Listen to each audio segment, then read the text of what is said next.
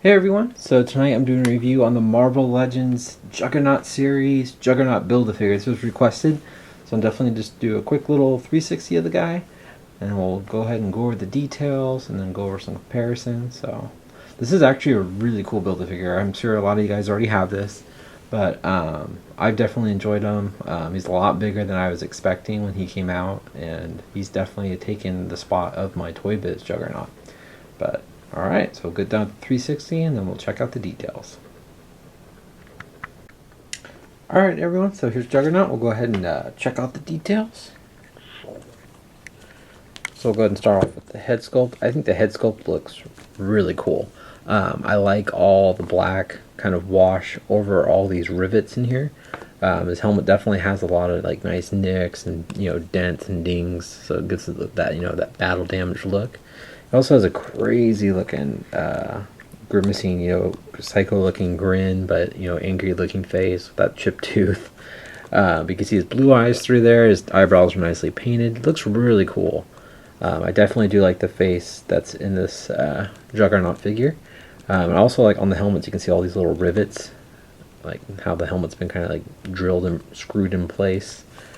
And then coming all the way around, you can see more of those rivets going all the way around. Same thing with the black wash, and all the pitting continues. Looks really cool. See on the top here.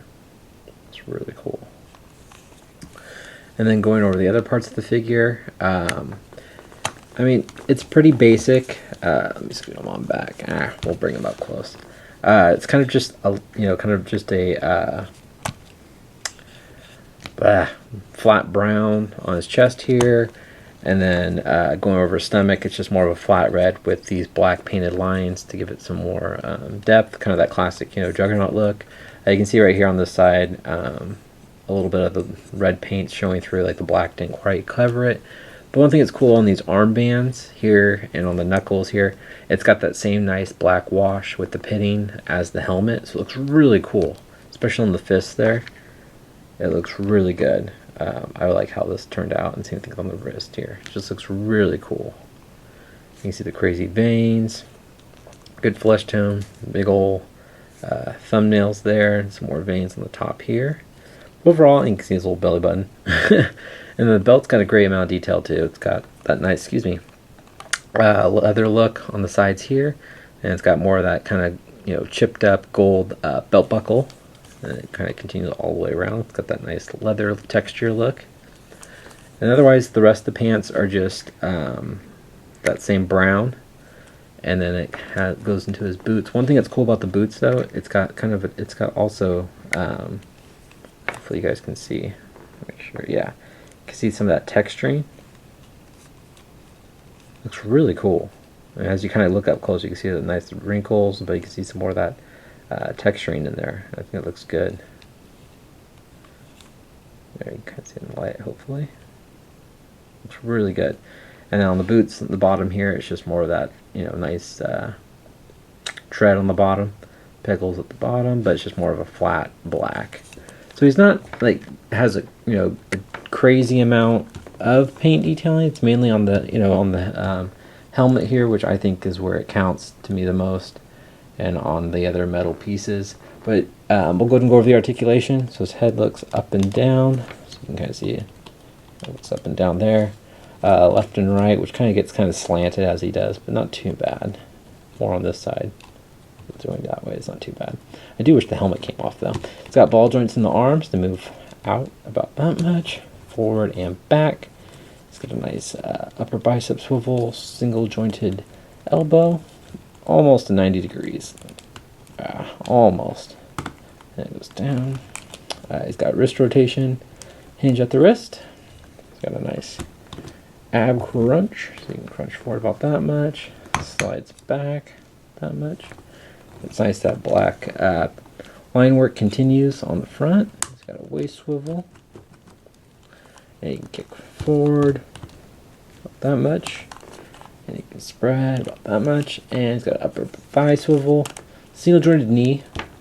Almost at, 90-degree angle. No boot rotation. Ankles move down. And they move up. And it's got a nice ankle rocker and pegels the bottom of his feet. Alright, and then The other thing that's pretty cool about this guy, which is always kind of a plus, is you can get him in those kind of, let me see if I can do it really quick. You can get him balancing on, you know, the 1 foot and get him kind of in that. Let's see if I can do it real quick. Trying to figure it out really quick.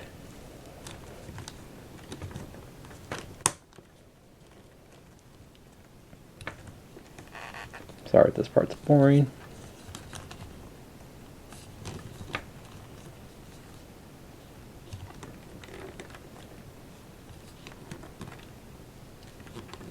Doing it a minute ago.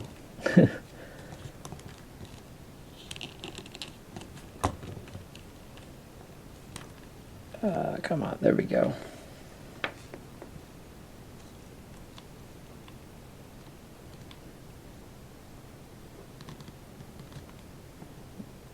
There we go. And give him that, you know, charging pose, which is cool. That's always a plus for me. If you can't get, to me, if you can't get Juggernaut in that running, charging pose, it kind of bugs me. But anyway, my little pet peeve. Sorry if that was boring. But we'll go ahead and show you guys how tall Juggernaut is. Alright guys, so Juggernaut stands right around a little over 8 inches, almost about 8.5 inches, around there, close to it. So he's nice and tall. Here he is next to the Toy Biz Juggernaut. So you can definitely see he's a lot taller than the Toy Biz one. And here he is next to the X-Men Classics Juggernaut. Just kind of a fun little comparison, not really even in the same look at all. But we'll go and go look at the Toy Biz one and the newest one together. So you can definitely see the similarities and also the differences. Toy Biz one I still like a lot. I like that the helmet comes off, which is always cool. But the arms have always bothered me on the Toy Biz one. They're just way too long. Go past his knees. It just looks really funky to me, and also the body just kind of looks a little short to me. But anyways, it's got a lot. This one's got definitely, the Toy Biz one's got a lot more paint detailing, especially on the helmet. Maybe it's got just some nicks on the helmet, but on the rest of the figure, like on the chest here and all the metal pieces and on his belt, but mainly around his head, it's got a lot more paint detailing. It's got some more shadowing on his feet, so he definitely has more paint applications. Same thing with the blue veins on his arms. But right now, currently, I've been using the new Hasbro Build-A-Figure as my main Juggernaut in my X-Men Villains display, just because he's so much bigger. I don't have the Select one. I know a lot of people like the Select one, but I do not have that one. But anyway, that's my review, guys. I hope you guys enjoyed it. Oh, I was going to do another comparison really quick. I almost forgot. I brought in some Wolverines. So I'll show you guys next to, here he is next to the newest Wolverine. Let's scoot them on back so you guys can see their feet. There we go. So you can see they look good together, I think. I think that looks awesome. And then here he is next to the Series 6 Toy Biz Wolverine. So, I mean, it looks cool. I mean, definitely when anytime Wolverine looks, you know, a little smaller or anything like that, I think that looks awesome.